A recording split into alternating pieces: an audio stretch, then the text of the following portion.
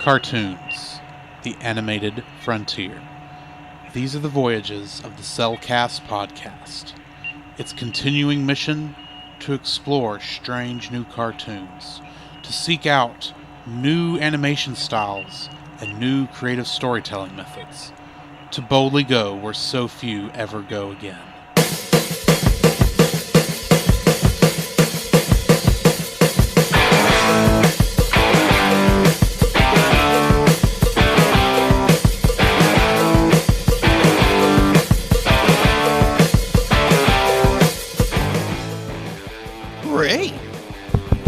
Am I wrong? Okay. This progress is a part of Christian Reek Central Network. Wrong. Hey, Scoop, what are you doing, man? I don't know. I'm supposed to be reading an ad. All right, hold on. Give me it. Okay. All right, this podcast is part of the Christian Geek Central Network at ChristianGeekCentral.com.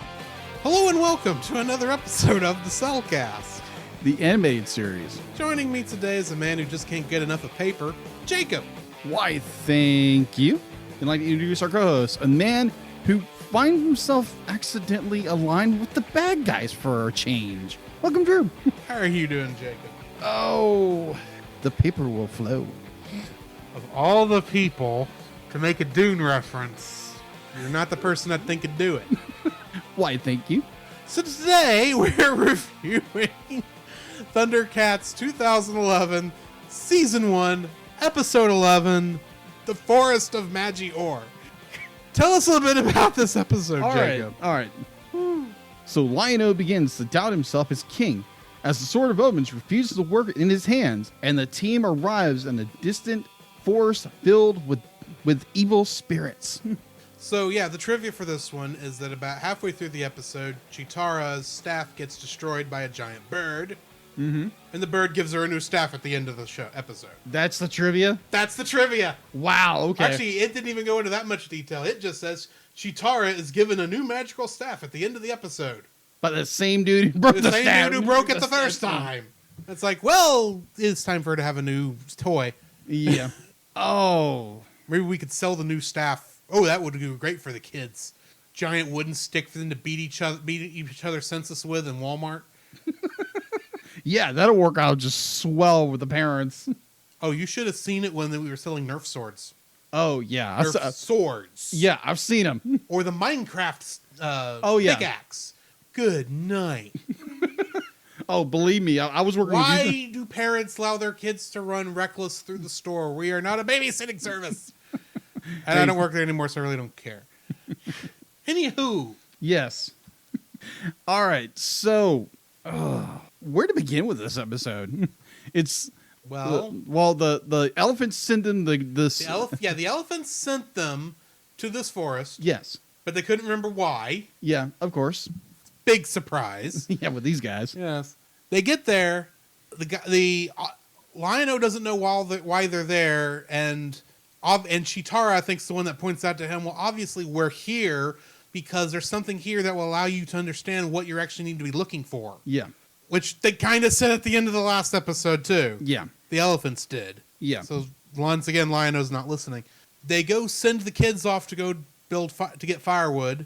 They come back, and as they light the firewood on fire, ghosts come out of the firewood. Woo! Somebody needs to call the Ghostbusters. Da-dun, da-dun. And to save the Thundercats behinds, these three wood, what do they call it? What do the group call themselves? The wood something. Wood forgers. Wood forgers. Not a bad name for paper makers. No. The wood forgers come and save them, and they say, come, it's not safe, and they bring them back, and they tell them this story about this giant bird creature that's attacking them, and that is going to destroy the forest. And the bird creature attacks. Lion-O tries to use the Sword of Omens, and it stays the puny dagger it usually is when it's in his sheath. Uh-huh. It's like, well, that didn't work. And the bird he tries that when they're fighting the ghosts. I'm sorry. Yeah. He realizes that it's still not working when they fight Allegor. That's not the bird's name. Valgor. Viragor. Viragor. Sorry. And then Lino gets an idea. He says, well, this is probably another stupid idea. It's like, well, that's what you're known for, Lino, at this point. And he allows the bird to kidnap him. Yeah. And he says, quite possibly one of my favorite lines in the episode, "You're going to eat me, aren't you?" And Viragor says, "Thinking about it." And Viragor tells him the other side of the story, and we realize, oh, these weird, I don't know what species they are, lizard people. I don't know what species the wood forgers are. Species unknown, so that doesn't help me none. We see the before they get took off, we find out that Zig, the leader of the wood forgers, has an academy where they teach people how to magically use paper in the middle of the forest, and they've built a paper mill so that they could very quickly generate paper because the old method took forever. And Chitara asks, can the forest even withstand that much usage? And Zig says, the forest needs protecting, and the forest is pretty big, so yeah, I think we're going to be fine. Viragor disagrees, and that's why he's been attacking. Also, Zig is the only person of this species that's voiced. Yes. Leaving the other two characters they designed, Gami and... Nips? Yeah, Nips. Gami and Nips to not have any lines, even though they are major attackers in this episode. And then once Lina realizes they're the bad guys, they go back and attack the bad guys, and he realizes that... Oh, yeah, and earlier, the bad guys are the ones that tell him, oh, if you're here looking for sight, then you should first know that sight is about perspective. He throws up all these images and says, what do you see? And I say a whole bunch of nothing. Says, what do you see now? And rearranges them all to form Lionel's face. He goes, oh, so yeah, you got to look at the big picture. And maybe that is what Lionel needs to see. But it's the guys who are not seeing their own big picture that are telling him this. Yeah. Because they're the ones destroying the forest, as far as we know. Yeah. And it is and admittedly, the only reason we know that Viragor is right and the wood forgers are wrong is because the Sword of Omens won't work against the Viragor, but it does work against the I keep wanting to say the wood burners, the wood forgers. Right. Okay. It's a weird episode. It's a weird episode. And I guess it tells him what he needs to know about the big picture so he can go back to the elephant's hut and figure out how he needs to get the stone. Exactly. I'm assuming, but it's still a weird episode, and it is the thing I like is we are shown that, oh, here are the guys who probably the good guys, and the monstrous guy is obviously the evil guy. And by the end of the it's turned the other way. It's like, oh, we had this completely wrong. Oh, and for once, Lionel's stupid plan wasn't that stupid. Agreed. He's actually learning. No, he got lucky. Okay, that's it. But he did go and listen to somebody else's story to get this information. That was probably the only way he could get his attention. Right.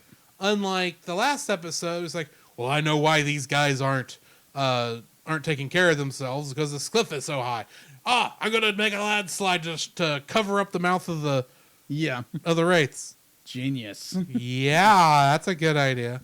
It's like, well, from his perspective, it was, okay, this will solve everything without having the big picture in mind. And that is what Lionel has needed to learn, is to look at it from somebody's perspective other than his. Yeah, and see the larger picture. And that has been his problem for the last 11 episodes. That is true. Is he's always only looking at it from his own perspective. Very anyway, true. That's my thoughts on it. I've yapped for a while. What do you? No, you have spoken very excellent of this episode. This episode is very. It's not confusing. It's just kind of. It's there. Yeah, and I don't really consider it filler. It's just you could have used the last episode of Sight Beyond Sight to give him the same lesson. That's true. And I still wonder what was the lesson of the last episode. Harmony? I guess. The harmony of music. I know music is harmonious. I partake in music all the time, but okay. Because the thing is, that same harmony lesson that was in that one is in this one too. That's true. It's just not as obvious. I'm thinking you could have worked this through better. I don't know. It's just it's not that great an episode in my opinion. Agreed. Even though there was a character design I liked that we're never going to get to see again, because I actually like the look of Gami. Kind of wish she'd join the Thundercats. There's nothing that says in the Thundercats rules that they have to be cats, right? Yeah. They can be allies with other organizations. True. Other peoples can fight with them, right? True. Anyway. Yeah.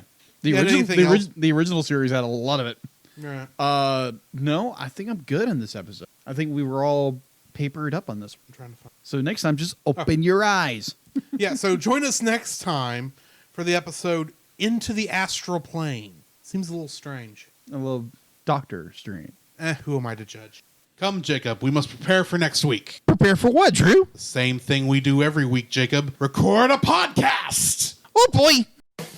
So where can they find you, Jacob? They can find me on Facebook at Jacob B. Heron and Jacob's Daily Art Corner, my personal art Facebook page.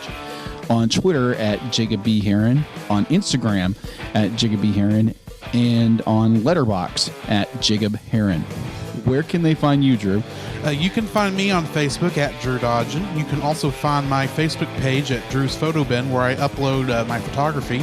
You can also follow me on Letterboxd at GGeorge759 and Twitter at GGeorge759. Where can they find us, Jacob? You can also visit our website, thecellcast.podbean.com, where you will find every episode we released and links to listen to it on Apple Podcasts, Google Play, and Stitcher.